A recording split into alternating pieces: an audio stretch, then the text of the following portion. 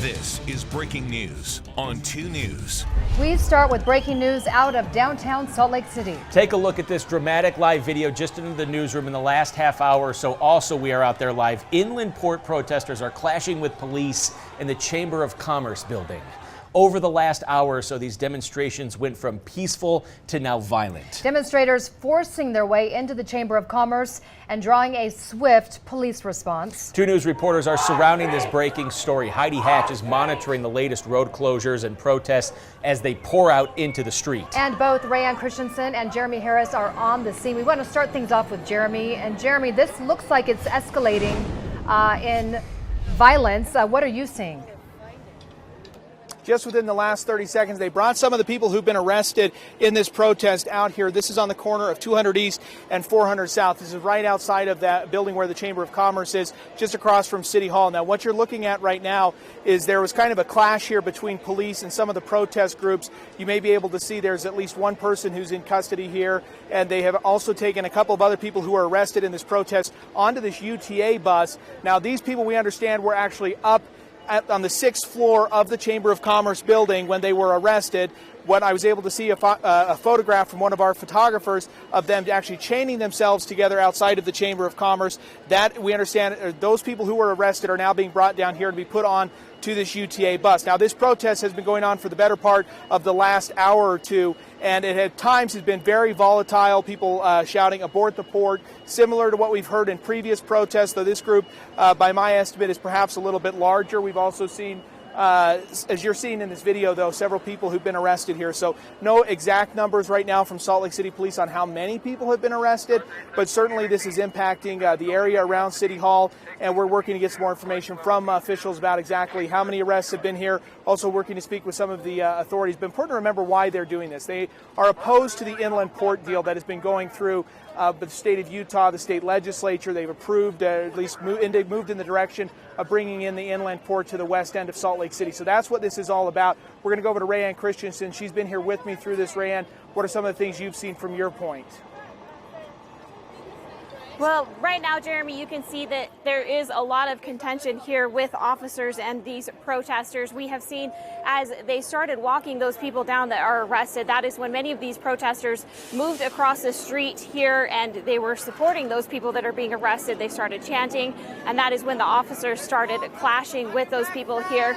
We are along 4th South. You can see this area is closed down right now, and that is from 200 East all the way down into State Street. And that is completely closed off. At some point, they've been standing in the area where Trax is going as well, so I haven't seen any trains going through this area either. So you can see the officers standing off somewhat with these protesters right now. They are locking arms, as you can see in this area where we are at right now. This is a similar situation that we were seeing inside the Commerce building. They were originally inside. It got very intense inside. They started colliding with the officers in there as well. We heard they were on an upper floor where they were chained together. We heard that there was quite a few people arrested there. They are being taken into this UTA bus, as you had said earlier, as Jeremy had said. So a lot of tension out here, a lot of protesters still out here. We will definitely keep you posted as anything develops out here. But for now, I'll send it back to you guys in the studio. Rayanne, thank you. We are tracking some of these traffic troubles. As you can see, the police have had to shut down the road in that area. We want to give you an idea of where this closure is. The road closure at this point is 200 East closed from 300 South to 400 South, and 400 South is closed all the way to 300 East. Now, this is causing problems not just on the roads. People start leaving work downtown about 4 o'clock to 5 o'clock. So this will cause problems. Trax also had to shut down for about 20 minutes. They have their Trax line running again, but they say it's running very slowly through this area so nobody gets hurt. And they say all the trains at this point are running 15 to 20 minutes behind. So know that Salt Lake City Police are trying to keep everyone safe at this point, but it is going to be causing problems in your commute this evening. We'll keep you updated if anything changes. We are going to continue to follow this developing story. Get the latest on these details of the story sent directly to your phone. You can download our 2 News mobile app and never miss a breaking story.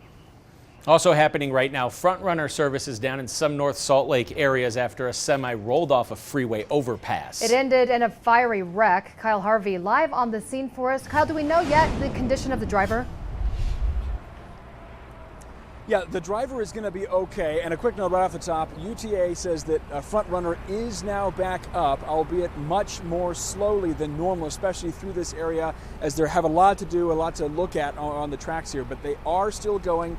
The delays in this area likely to sort of have a ripple effect, slow things down throughout the system. But back to the driver. Driver walked away from this crash, even though the truck cabin was burst into flames at the end of this crash. It happened.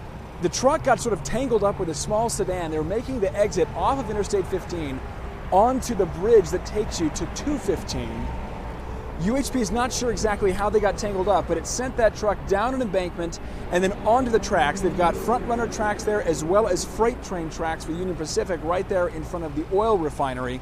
And so they had a lot to deal with right off the bat. They weren't exactly sure what the truck was loaded with. Turns out the truck was a flatbed with a tractor, so no hazardous materials or anything like that to deal with, but a lot to clean up, and certainly a lot more to do in regard to the tracks. I'm told that the freight line has more damage than the passenger line. That's good news for commuters for right now. We'll send it back to you in the studio. So far this month, there have been 100 wildfires reported in Utah. That brings the 2019 season total to 256 so far. Firefighters have been able to get most under control fairly quickly. Only one, the Skull Flat Fire, is still actively burning in the state. Since July 1st, fire officials say more than 90 of the wildfires were caused by humans. And fire danger remains elevated, but the good news, though, wind speeds have calmed down just a little bit, so it's not as high. Right now, we're seeing light winds around 5 to 10 miles an hour across all of northern Utah. Vegetation is still very dry, and it is a warm afternoon. Temperatures, though, a few degrees below normal. Not too bad. 81 currently up in Cache Valley, and we're seeing lots of 80s along the Wasatch Front. Of course, a little bit cooler in some of our mountain valleys. Perfect conditions in Park City right now in the mid-70s. So we'll likely hover well into the 80s for the next several more hours. At 8 o'clock, partly cloudy and dry, 85 degrees. Once that sun goes down, temperatures are going to be cooling off. By tomorrow morning, we'll be dipping down into the upper 60s. And then I'm tracking a pretty significant heat wave. I'll let you know when we could be flirting with 100 degrees coming up in just a few more minutes. All right. Thank you very much, Chase. We'll see you then. Utah County Commissioner throws a curveball at his two fellow commissioners, derailing efforts to change the county's form of government. Christina Flores is live in Provo tonight. And Christina, what did this commissioner exactly do? Well, the three-member Utah County Commission gathered for a meeting here today. They were about to make it official to let the voters decide whether to go from a three-commissioner form of government to a council and mayor form of government. And that's when Commissioner Billy made a surprise move. He decided to stop everything by filing a petition to propose his own preferred form of government. Now, the stunned commissioners, Tanner Ainge and Nathan Ivey, the other two on the commission, who were under the impression that all three commissioners agree that the voters should decide on how to change the form of government.